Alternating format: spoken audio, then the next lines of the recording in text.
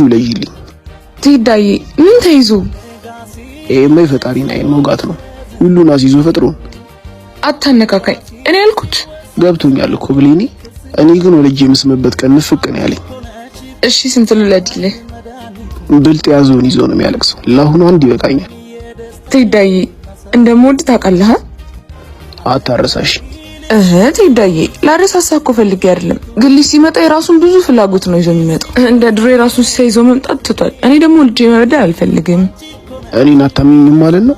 ቆይ ያጎደልኩብሽ ነገር አለ? እጅ እስኪላጡ በገቢ እስኪንቀጠቀጥ ሰርቼ እንደ ንግስትና እንደ ልዑል ነው ማኖራችሁ። ግድ የለሽም ብሌኒ፣ በአንድ ልጅ ፈትኝ። እሺ አሁን ካንተ በላይ ልጅ አለ? ለሁለት ብንለፋ እንኳን መንገስ ቀርቶ ራስ ገዝ የሆነ ደሳሳ ጎጆ እንኳን መቀለስ እንችላለን። ሊያውም በዚህ ጊዜ እዚህ ድረስ ነው ማለት ነው በእኔ ላይ ያለሽ እምነት? እንዴ ልንጣላ ነው እንዴ? ካልወለድ ፈለክ ይመስላል? ካንተ ጋር የነበረን የ3 አመት ፍቅር ሳይቆሽሽ እንዴት ያንተ ንጹህ ስም ይዞ የሚጠራ ልጅ መውለድ አልፈልግም። እና ምንድን ነው ያዘሽ? ዶክተሮቹ መውለድ እንደማልችል ነግረውኝ ነበር።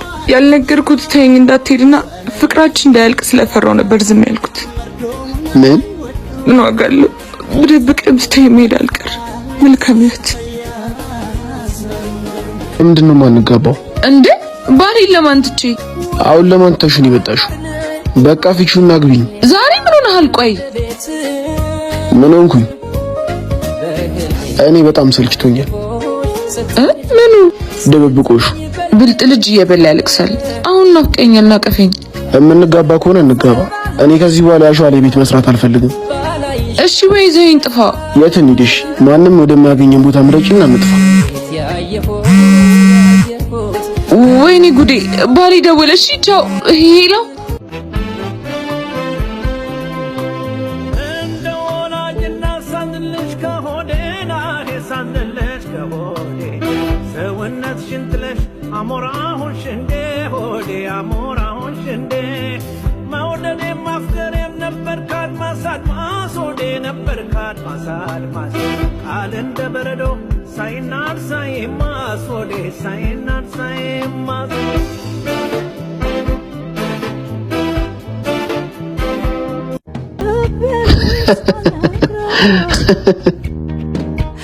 ምንድን ነው ያሳቀ?